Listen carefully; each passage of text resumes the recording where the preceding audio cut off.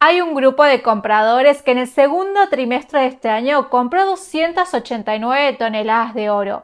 Es el récord para un segundo trimestre. Y compraron mientras el precio caía desde su máximo histórico. Esos compradores son los bancos centrales del mundo. ¿Qué están viendo ellos que el mercado todavía no? En este video te muestro tres cosas.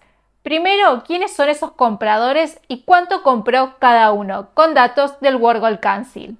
Segundo, ¿qué pasó en paralelo en Estados Unidos, donde el Tesoro anunció una ampliación de sus operaciones de recompra para dar liquidez al mercado de bonos?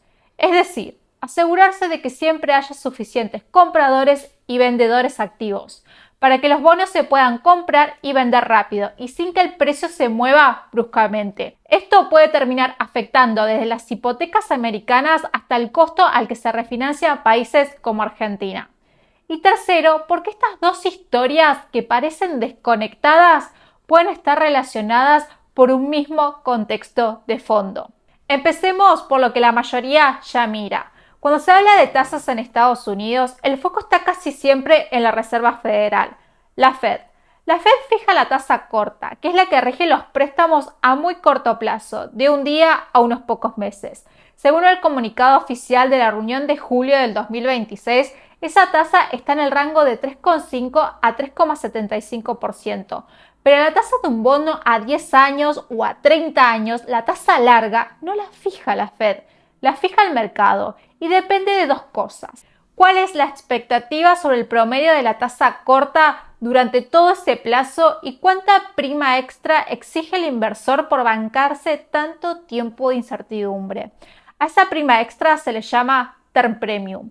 Un ejemplo, si el mercado espera que la Fed mantenga la tasa corta en un promedio de 3,5% durante los próximos 30 años y exige una prima extra del 1,5% por bancarse ese plazo, el bono a 30 años debería rendir alrededor del 5%.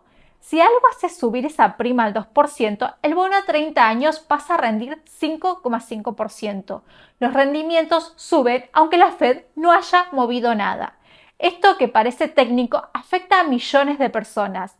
Las hipotecas estadounidenses siguen de cerca el tramo largo de los treasuries, especialmente el rendimiento del bono a 10 años. Por eso, cuando después veas que el Tesoro americano interviene comprando bonos de 20 y 30 años, lo que está buscando es aliviar la presión sobre todo el tramo largo, no sobre esos plazos puntuales.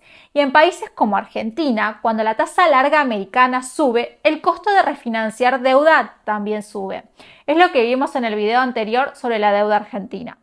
Y ese era exactamente el problema en agosto. El bono del Tesoro americano a 30 años había tocado máximos que no se veían en 19 años, con rendimientos por encima del 5,2%. La causa de fondo, según los analistas, es el déficit fiscal americano en aumento.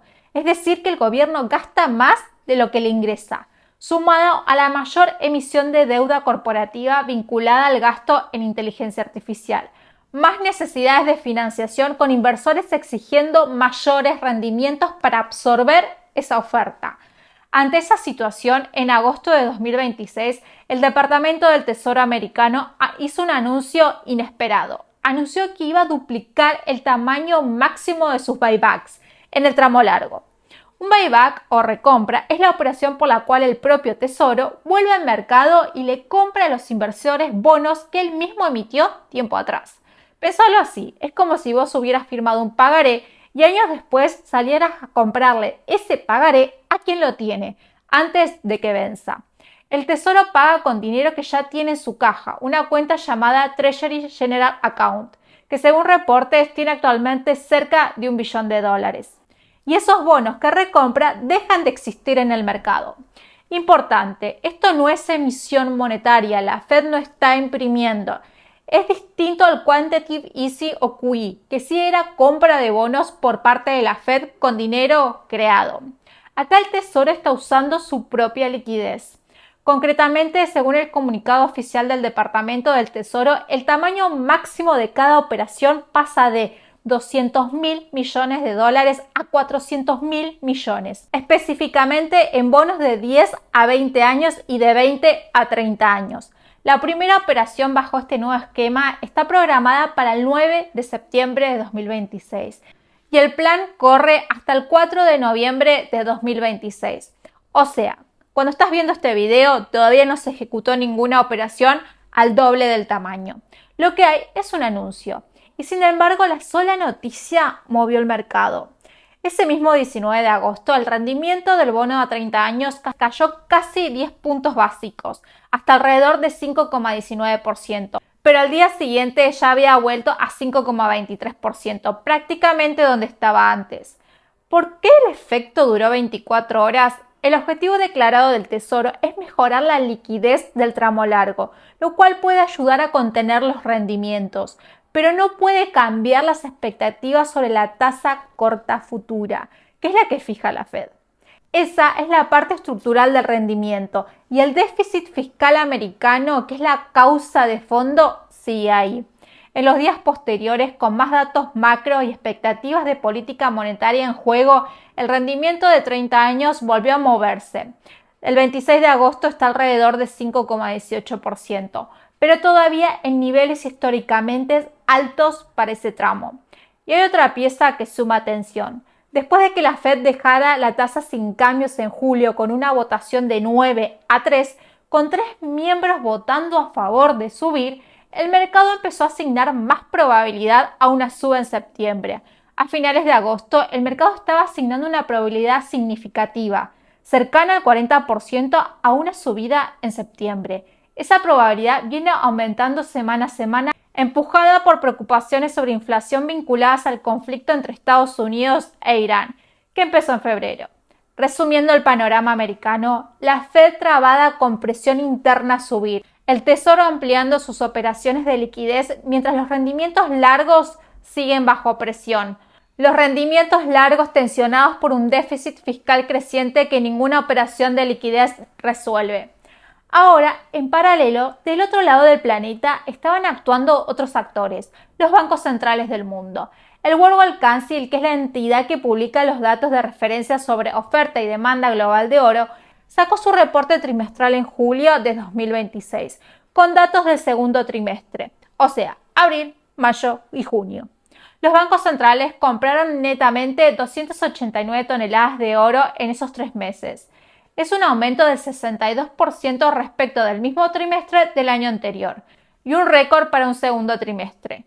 Y compraron mientras el precio caía. En enero del 2026, el oro había tocado un máximo histórico cerca de $5.592 por onza. Desde ese pico retrocedió y durante buena parte del segundo trimestre operó claramente por debajo. Los bancos centrales no compraron en el pico, compraron en la corrección. ¿Quiénes son?